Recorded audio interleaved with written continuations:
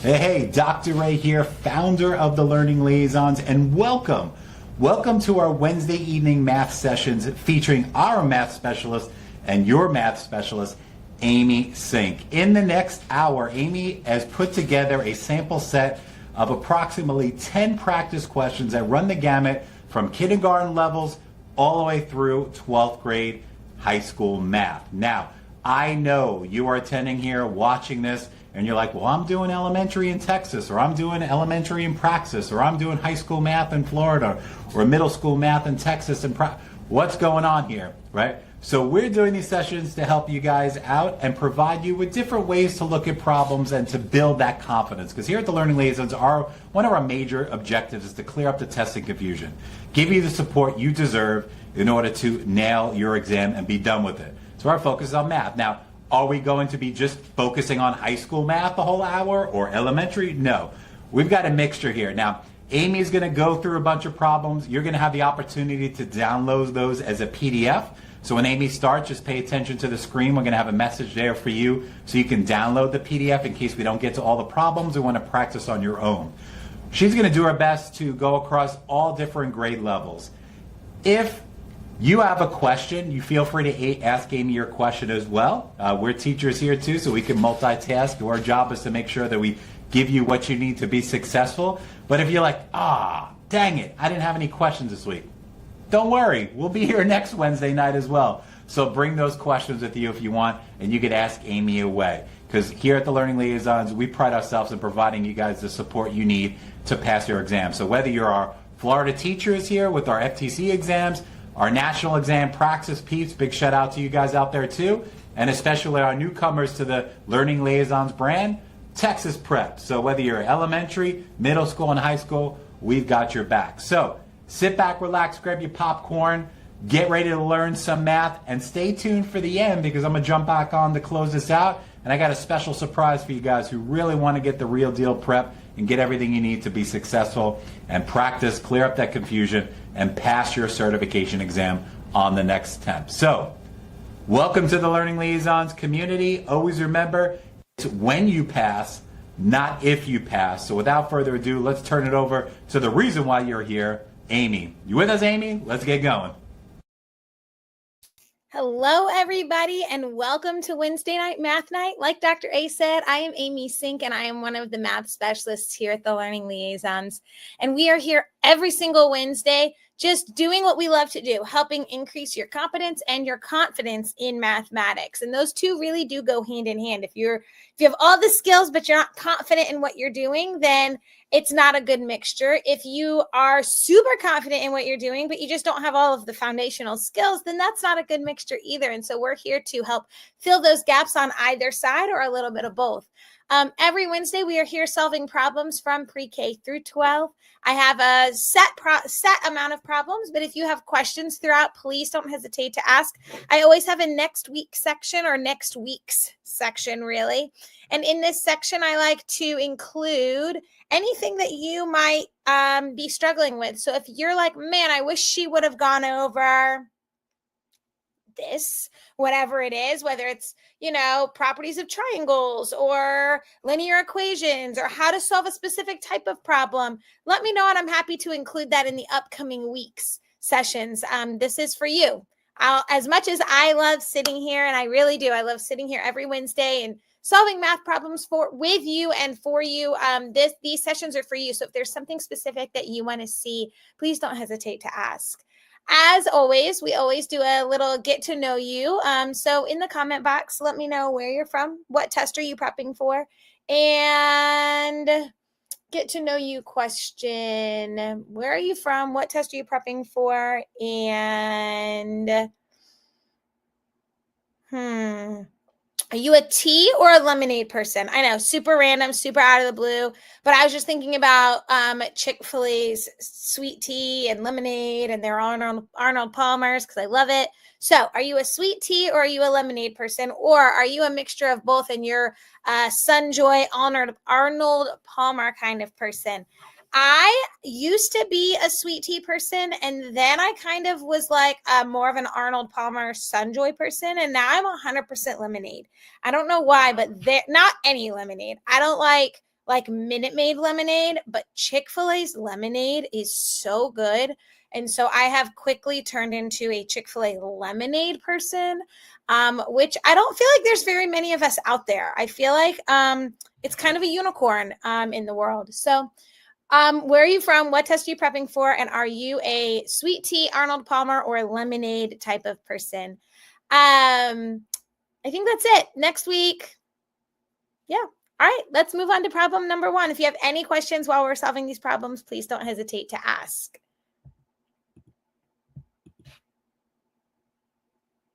Problem 1.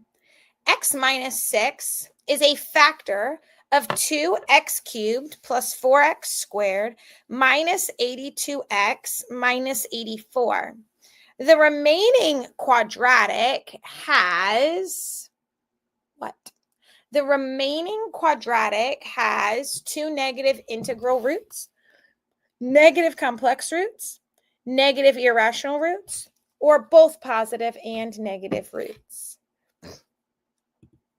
And that should say 2 negative, integral roots. Okay, so the way we need to solve this problem is first, they've told us that this is a factor of this. What is a factor? And even if you're pre-K through 3, K through 6, and you don't need to know how to solve this problem, some of this vocabulary you definitely need to know.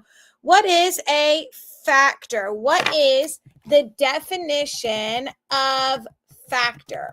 Well, a factor in math is a number that when multiplied by another number gives us that thing, right? So A times B equals C. A and B, excuse me, I got a little too excited over factors. A and B are both factors of C. So x minus 6 is a factor. I can multiply x minus 6 times something and get 2x cubed plus 4x squared minus 82x minus 84. But how do I figure out what that thing is? Well, let's think about this. If I have 3 times b equals 12, I know what one of the factors is, but I don't know what the other factor is. How do I figure it out? How do I undo this equation? I can divide both sides by 3. So divide by 3, b equals divide by 3, 12 divided by 3 is 4. 3 times 4 is 12. So now that I've taken this concept and simplified it in terms that I understand, now I know that I need to divide 2x cubed plus 4x squared, blah, blah, blah, by x minus 6. So I need to do something like this. X minus 6 divided by 2x cubed plus 4x squared minus 82x minus 84. Now, could you use synthetic division? Yes. Could you do long division? Yes. It doesn't really matter which one you do. I need to think about what times x is going to give me 2x cubed. What times x is going to give me 2x cubed? 2x times 2x squared. X times 2x squared is going to give me 2x cubed because you add the exponents when you're multiplying them, right? So that means that I'm going to put that on top of the x squared. Right there. I'm going to line those up. And now I'm going to multiply. So I'm going to multiply 2x squared times x minus 6. Distribute. I get 2x cubed, clearly. 2x squared times negative 6 is minus 12x squared. Subtract these. But keeping in mind that when I subtract them, this is a negative and this becomes a positive because a negative times a negative is a positive, right? So these cancel out. And I have 4 plus 12 is 16x squared. Now, when you do long division, what do you do next? Pull it down. Minus 82x. X, I'm only looking at this one. X times what equals 16x squared? X times what equals 16x squared. Well, there's going to need to be a 16 in there. And only 1x this time, because 1x times 1x is x squared. So, plus 16x. 16x times x minus 6 gives me 16x squared. Distribute. 16 times 6, I'm going to use my handy dandy calculator. 96 minus 96x. Subtract. Remember, that makes this negative, but it makes this positive. 16 minus 16 is 0. That was the goal. 96 minus 82 is 14x. Bring down the minus 84. Now, x times what gives me 14x? Just a 14. 14 times x is 14x. 14 times 6 is 84. Subtract. That all equals 0. So now, what does that mean? That means that this right here is, and I'm actually going to use a different color, this is the remaining quadratic. That is the remaining quadratic. And now I need to figure out what type of roots it has. How do I figure out the types of roots that it has? That's where I can use my discriminant. I don't need to sit here and try to factor it and figure it out. I can use my discriminant, b squared minus 4ac, which is the inside part of that quadratic equation that we have, right? The full quadratic equation is negative b plus or minus the square root of b squared minus 4ac, all divided by 2a, right? The inside part tells me what kinds of roots I have, because that inside part under that square root is going to be the driving force.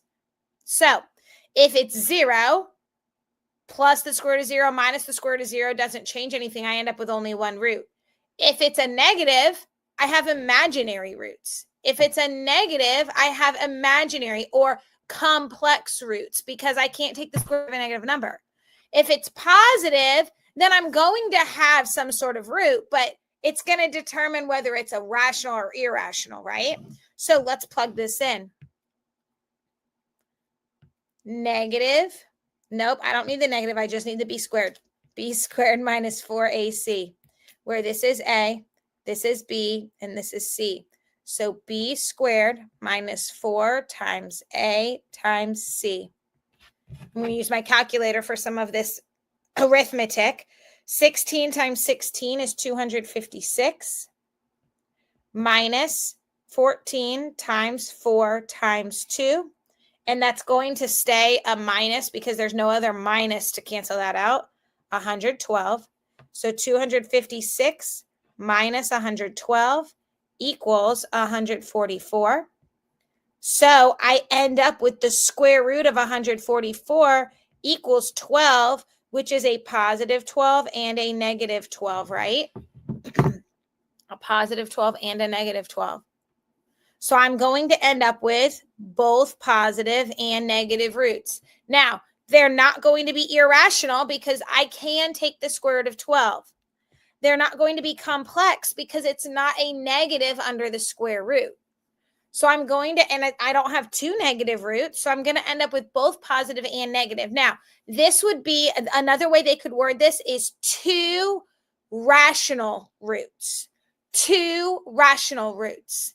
Another, if it was the square root of 143, let's say, because you can't take this, well, you can take the square root of 143, you're just going to end up with a decimal. That would be two irrational roots, okay? Or sometimes they'll even say two real rational roots because they're real. They're not imaginary because it's not a square root of a negative number, okay? Questions about that? That was a big, hefty problem. That was a big, hefty problem. So let's go ahead and go into the next problem. The following circle graph shows the results of 160 students. How many students did not choose strawberries as their favorite fruit?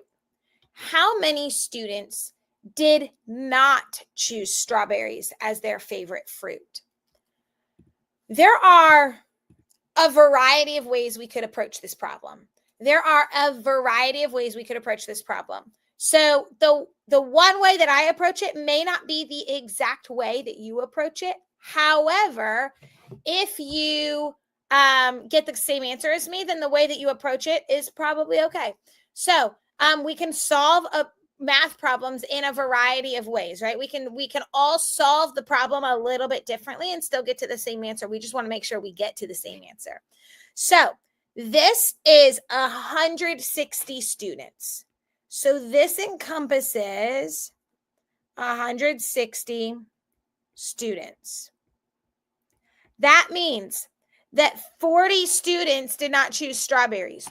40% of 160 students chose strawberries.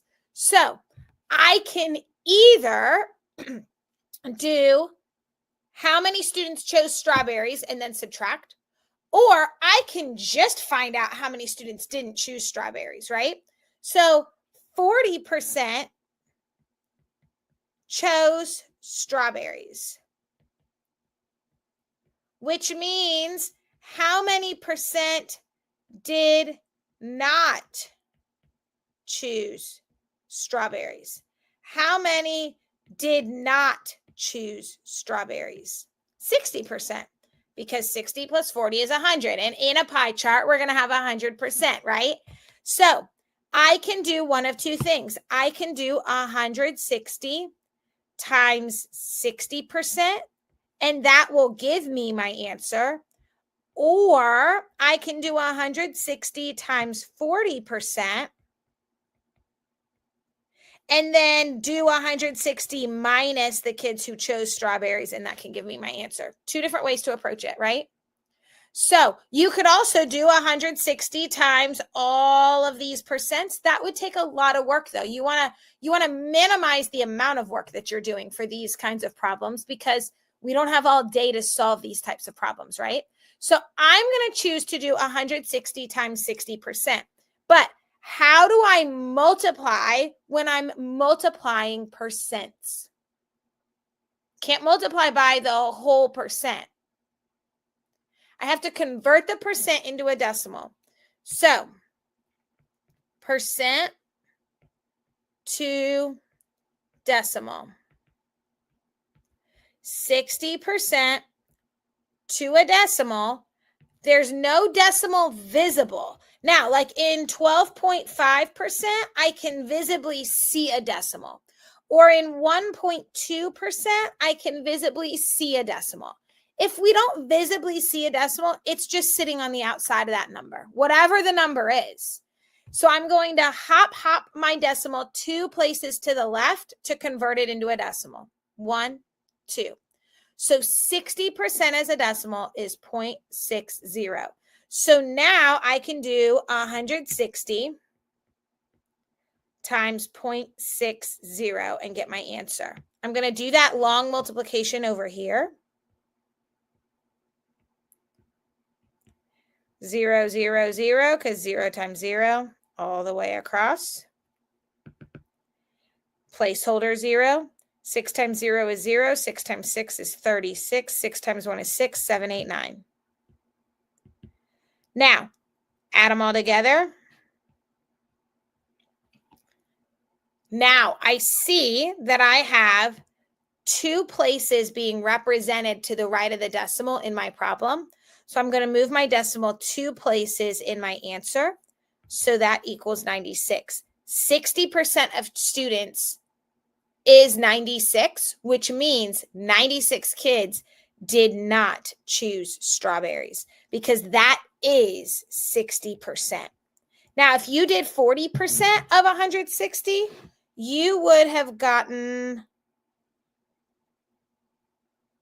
96. You would have gotten 160.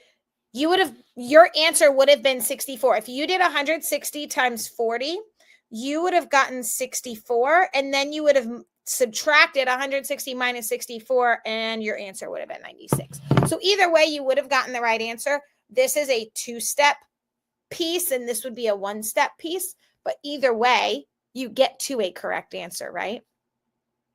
All right, let's move on to problem number 3.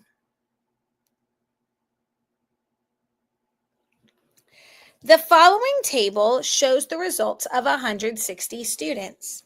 Approximately what percentage of students chose blueberries or grapes as their favorite fruit? Approximately what percentage of students chose blueberries or grapes as their favorite fruit? So this is an interesting problem. This is the same numbers as the other problem. I've just reframed it. So the other problem, problem 2, had our results in percentage form, and it was still 160 students. This problem has the same 160 students, but the percentages have been converted into actual numbers of votes. And so now, instead of trying to figure out the number of students, now we're trying to figure out the actual percentage. And that's a different process.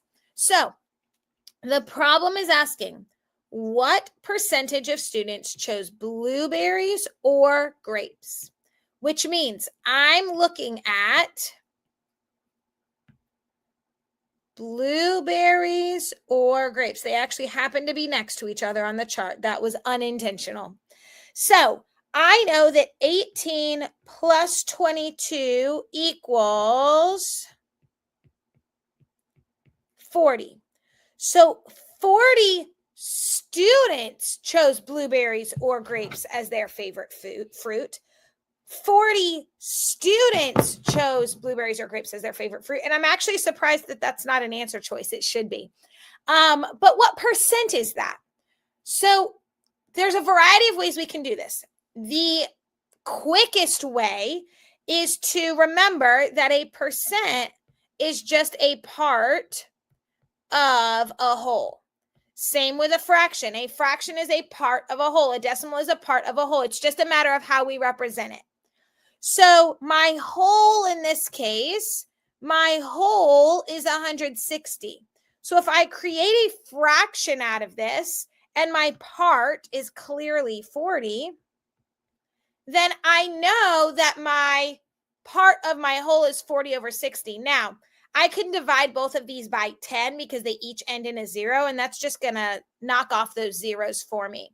So if I divide them both by 10, I get 4 over 16. I can quickly see that they're both divisible by 4. 16 divided by 4 is 4. So I have 1/4.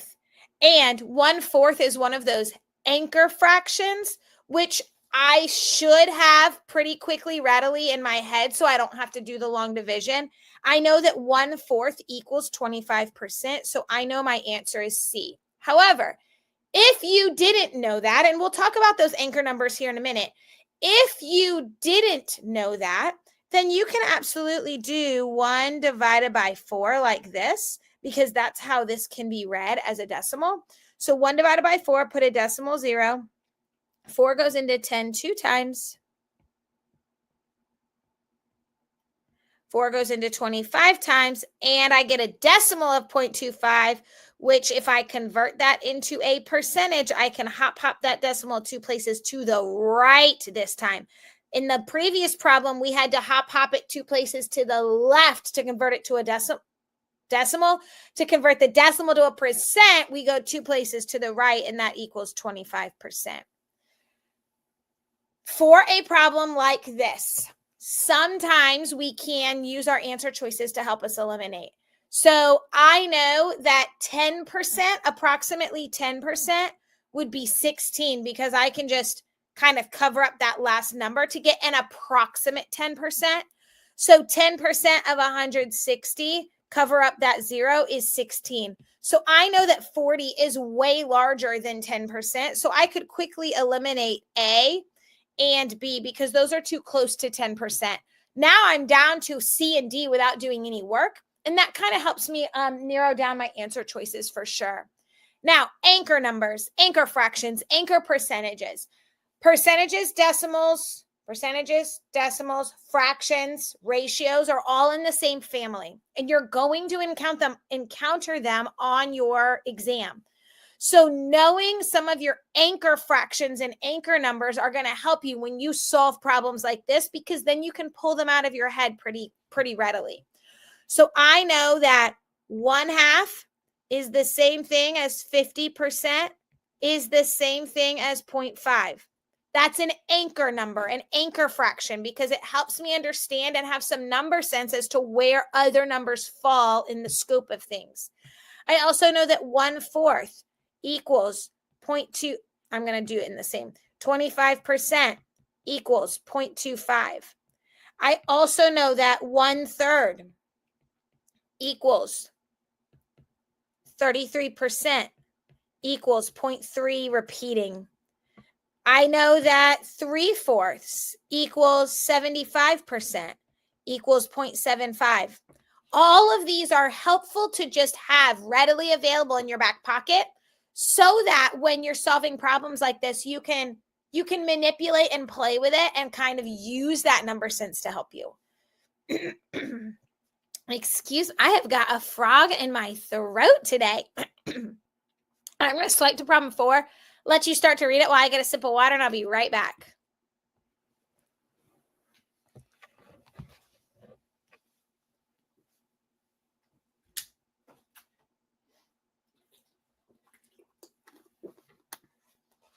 All right.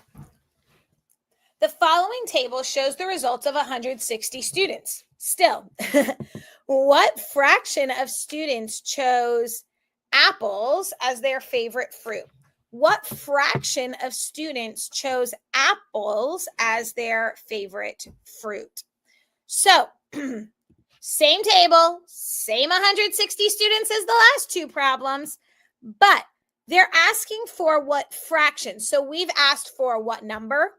We've asked for what percent. Now we're looking for a fraction. So this is actually one less step than part A, because we created the fraction to then find the decimal. So now we can just stop at the fraction. What fraction of students chose apples? Apples is 40. Well, that's kind of funny because that's what we were just doing in the other problem. So all I need to do is remember that a fraction is a part of a whole.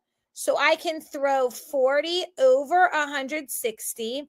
And we already know that that's 1/4 because that was literally the other problem. Now, what if they said, let's change it up. What if they said, what fraction chose bananas? I would put 16 over 160.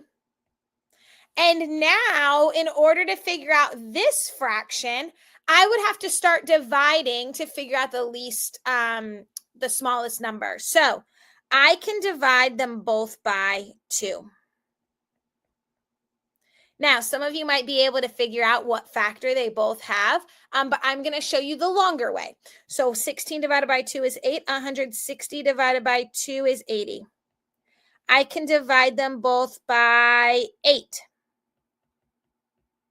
8 divided by 8 is 1. 80 divided by 8 is 10. So 1/10 of people chose bananas as their favorite fruit. So sometimes it takes a little bit longer to get to that simplified fraction, and that's okay. All right, next problem. Find the least common denominator of fractions that have the denominators 8 and 12.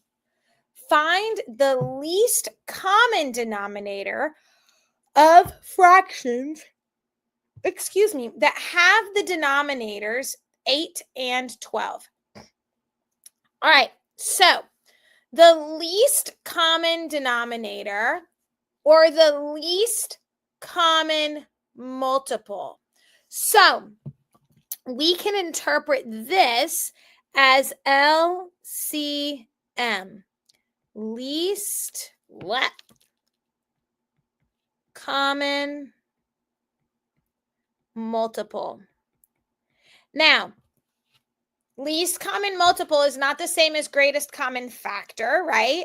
So if I have something eighths plus something twelfths, and I'm trying to find the least common denominator of these fractions, could I divide them both and get to 4?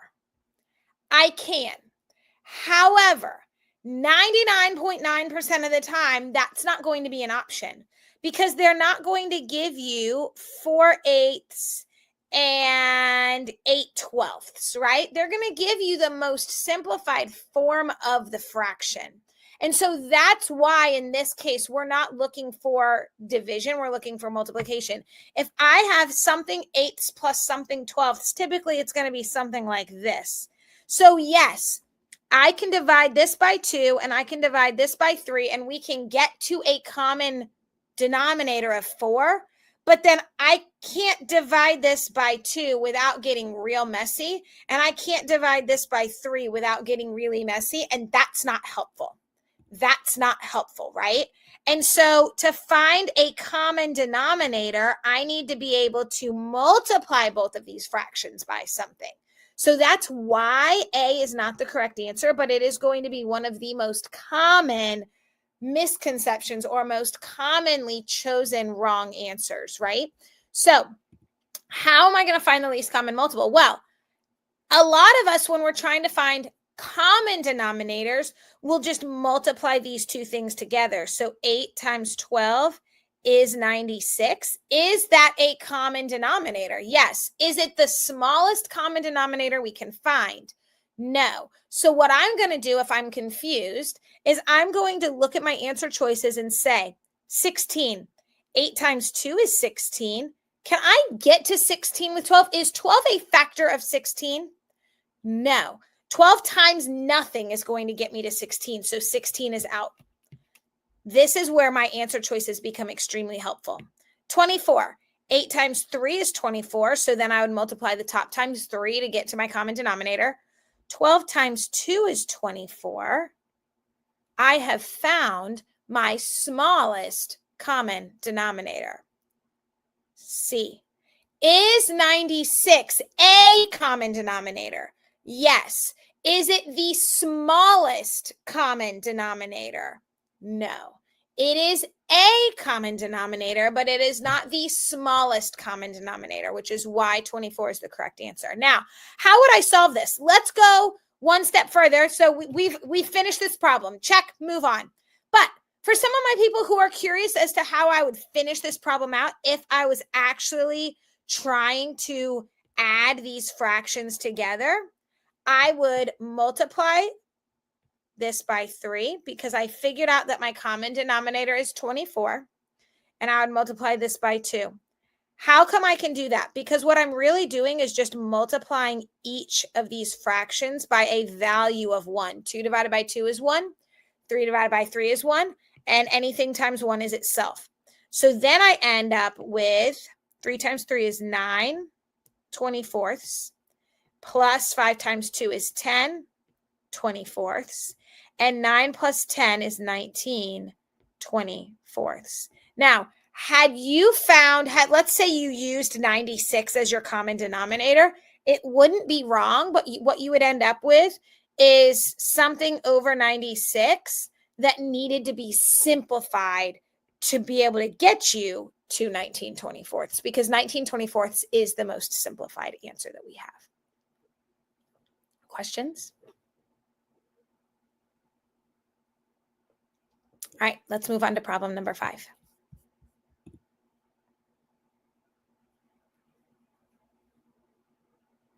There are two lines graphed on a coordinate plane. Line A is represented by the equation 3x minus 4y equals 15. Line B passes through the point to -3. What is the equation of line B if it is parallel to line A? What is the equation of line B if it is parallel to line A? All right, So what is that keyword in there? Well, there's quite a few keywords, but we've got two lines graphed. This is line A. We know line B passes through the point, and we know line B is parallel to line A. What does that mean? Parallel lines have the same slope. Perpendicular lines have negative reciprocal slopes. What does that mean? If line A has a slope of A over B, then line B would have a slope of negative B over A. But these lines are parallel.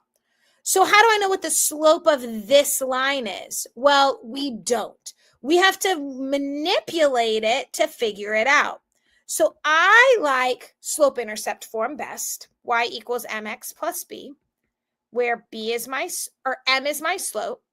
So I'm going to manipulate this equation to get it to be y equals. I'm going to subtract 3x from both sides. I'm left with negative 4y equals negative 3x plus 15. I did that instead of 15 minus 3x so that my x is in the front. Divide everything by negative 4. Y equals negative divided by a negative is a positive. So my slope of line A is 3/4. And if line B is parallel to line A, then my slope of line B is also going to be 3/4. So I can already eliminate C and D. Now what? Now I can take that and say y equals 3/4 x plus b. And I can either solve for my y-intercept, or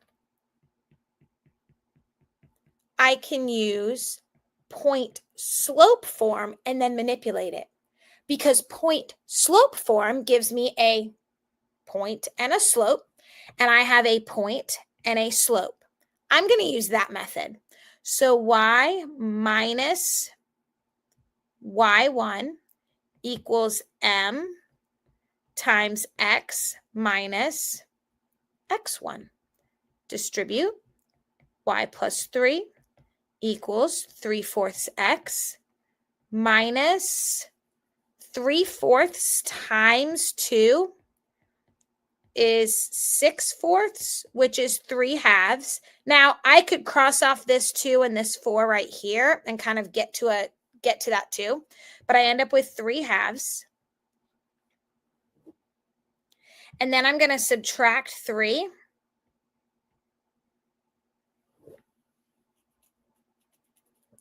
So I end up with y equals 3/4 x, and then I have minus 3/2 minus 3. But I can't, if I multiply this by 2 over 2, then I end up with minus 6/2, right? Yes. So minus 6/2. So negative 3 minus 6 is negative 9/2, which clearly I just did the wrong math here. So y minus y1 equals m times x minus x1. Yeah, I did all that right. So when I created this problem, I just created the wrong fraction here. Now, here's a little test-taking trick. Now, I clearly just didn't have the right y-intercept here, but I would have chosen B anyways. Why? Because I noticed that I have a negative going further into the negatives. This is a little number sense for you. I have a negative going further into the negatives, minus, minus, which means I'm not going to end up with a positive y-intercept. I'm going to end up with a negative y-intercept. So I didn't even need to really solve that. I'm glad I did because I had the wrong y-intercept here. But I didn't even need to really solve that on my actual test. Let's say this was the actual test that had the actual right answer. I didn't need to actually solve that because it's a difference between a positive and a negative. And I knew I was going to end up with a negative y-intercept, right? And so I didn't need to spend all of that time figuring out what that y-intercept was going to be, right? All right. I have to cough really bad, clearly. So I am going to swipe, go cough and take a quick sip of water, and we'll be right back for problem number 6. Go ahead and read this problem, and I will be right back.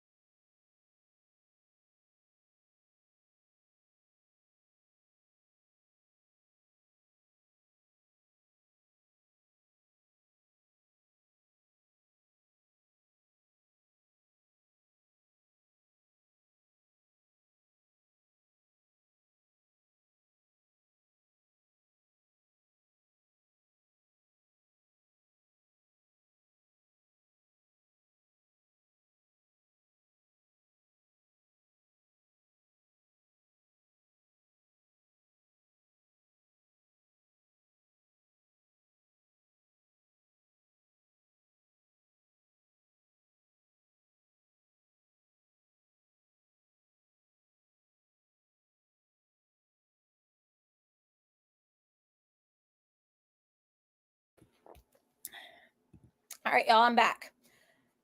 A table of values that represents a function is shown below. Determine the end behavior of the function. A, as x values increase, y values decrease. B, as x values increase, y values increase.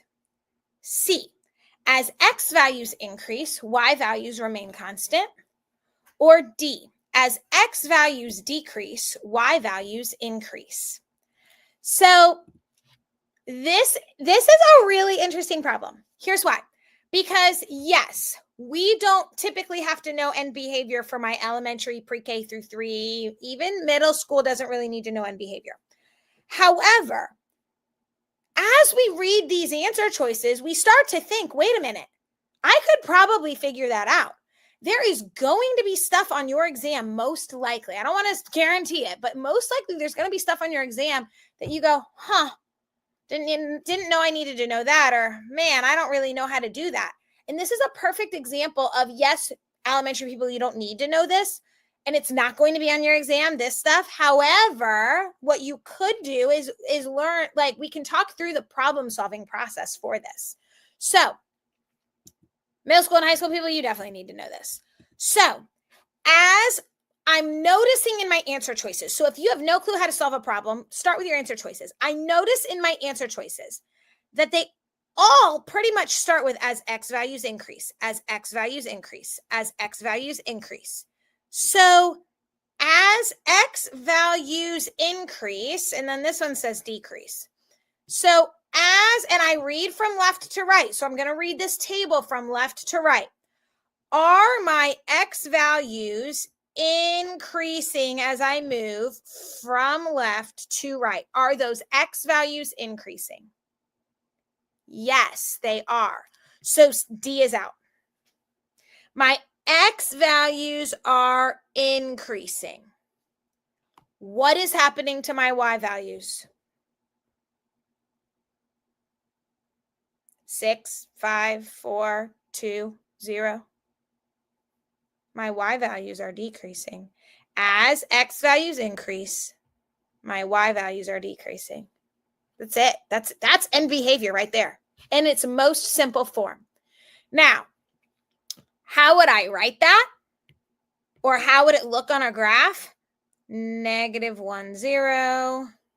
Nope, negative 1, negative 1, positive 6, 0, 5, 1, 4, 3, 2, 5, 0.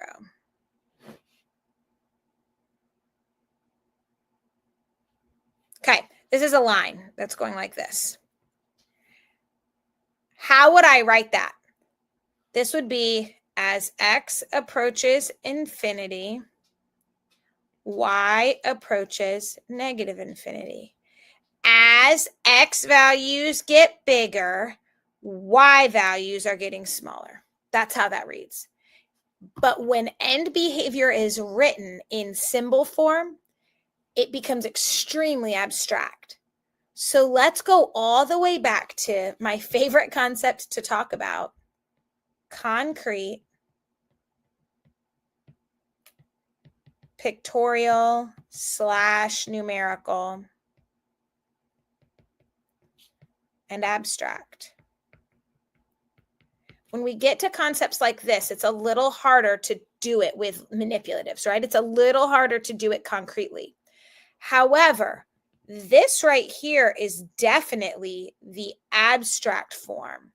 And this right here is more the numerical, pictorial, like words. It makes it make a little bit more sense.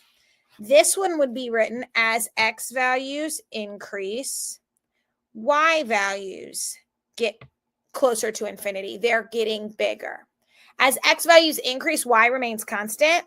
As x values increase, y would be 3. So that would be a horizontal line. As x values got bigger, y is just staying the same. And as x values decrease, y values increase. This would only be if we had an asymptote. We would only look at end behavior for that if we had an asymptote. But we read graphs from left to right. So there is very few times that we're looking in that direction.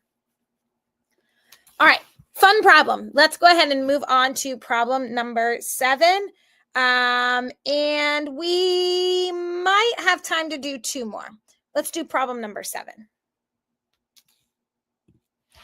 What is the equation of the line that is parallel to y equals 3 and passes through -2, 6?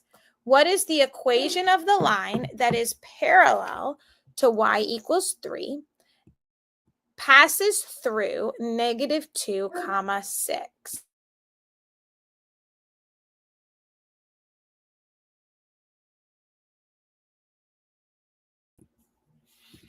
All right. So parallel to y equals 3. What is the line y equals 3? I know when I see something like this, it's got to be either horizontal or vertical, right? Because there's nothing else to it. There's no like 2x plus 3. It's just y equals 3. Well, where is y going to equal 3? Remember, y is my vertical, like where I'm going up or down. So if I'm going up 3 every single time, no matter what, then my line is going to be horizontal. And that's kind of confusing because my y-axis is vertical, right? So it's silly that a y equals line would be horizontal, but I have to think I'm going up 3 every single time, no matter what. And so it creates this horizontal line.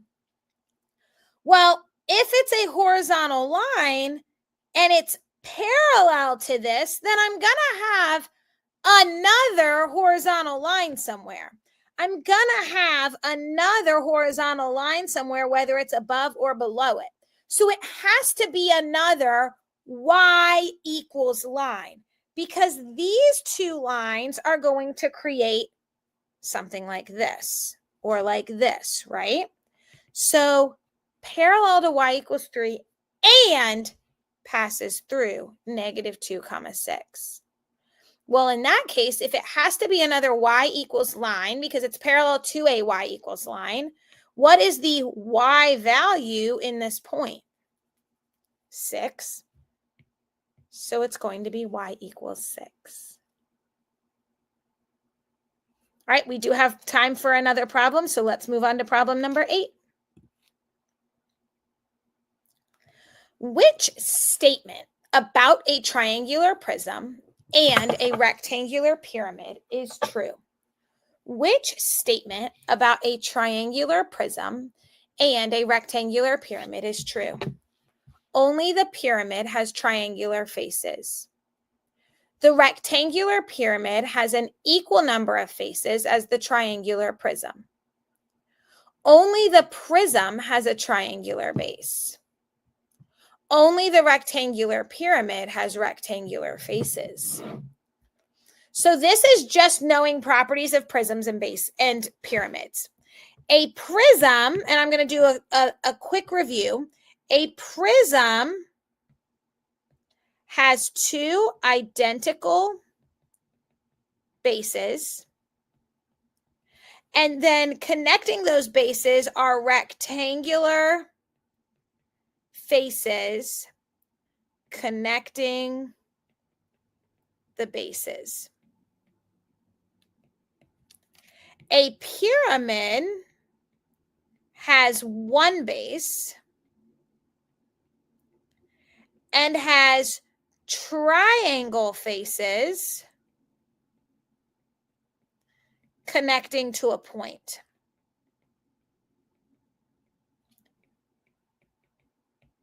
So all prisms have rectangle faces no matter what, and all pyramids have triangle faces.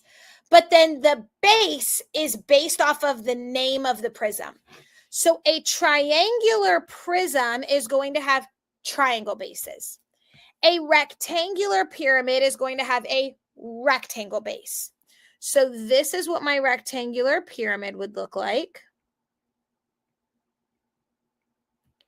And this is what my triangular prism would look like. Okay. Only the pyramid has triangle faces.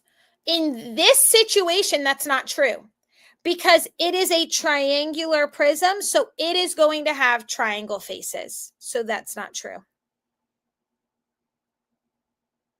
The rectangular pyramid has an equal number of faces as the triangular prism. Let's go ahead and count. The rectangular pyramid has one base,